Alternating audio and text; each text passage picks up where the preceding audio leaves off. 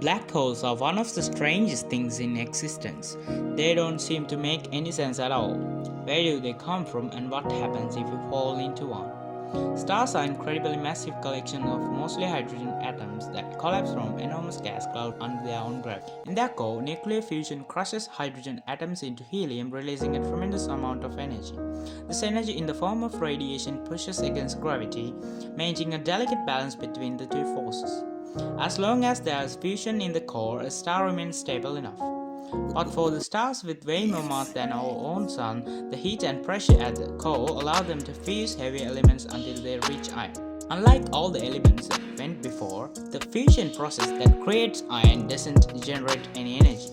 Iron builds up at the center of the star until it reaches a critical amount and the balance between radiation and gravity is suddenly broken. The core collapses. Within a fraction of a second, the star implodes, moving at about the quarter of the speed of light, feeding even more mass into the core. It's at this very moment that all the heavy elements in the universe are created as the star dies in a supernova explosion. This produces either a neutron star, or if the star is massive enough, the entire mass of the core collapses into a black hole.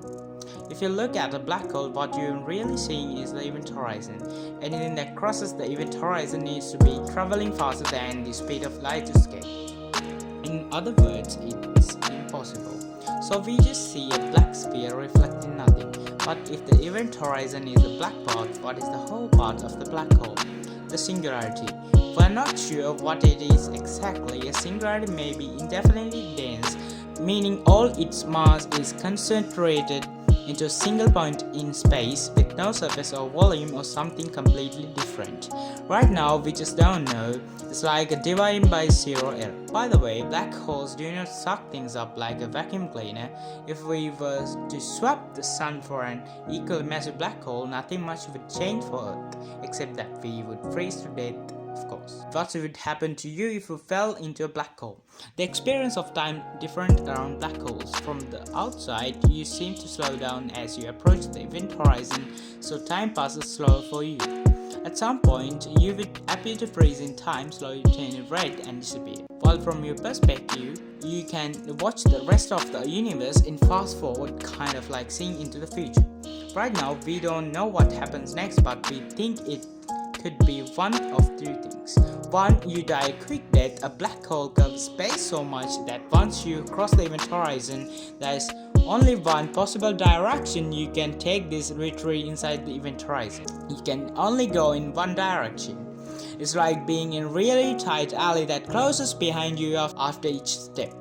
The mass of a black hole is so concentrated, at some point even tiny distance of a few centimeters would mean that gravity acts with millions of times more force on different parts of your body. Your cells get torn apart as your body stretches more and more until you are a hot stream of plasma, one atom wide. 2. You die a very quick death. Very soon after you cross the event horizon, you would hit a firewall and terminate it in an instant. Neither of these options are particularly pleasant. How soon you would die depends on the mass of a black hole. A small black hole would kill you before you even enter its event horizon, while you probably could travel inside a supersized massive black hole for a quite while. As a rule of thumb, the further away from the singularity you are, the longer you live. Black holes come in different sizes. There are stellar mass black holes with a few times the mass of a sun and the diameter of an asteroid. And then there are supermassive black holes, which are found at the heart of every galaxy and have been feeding for billions of years. As powerful as black holes are, they will eventually evaporate through a process called Hawking radiation. To understand how this works, we have to look at empty space. Empty space is not really empty, but filled with virtual particles popping into existence and annihilating each other again. When this happens right on the edge of a black hole, one of the virtual particles will be drawn into the black hole and the other will escape and become a real particle, so black hole is losing energy.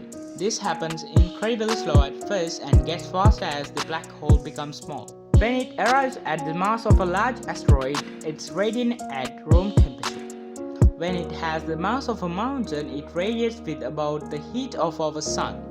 And in the last second of its life, the black hole radiates away with the energy of billions of nuclear bombs in a huge explosion.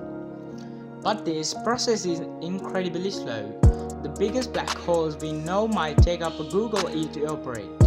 This is so long that when the last black hole radiates away, nobody will be around to witness it. The universe will have become uninhabitable long before then.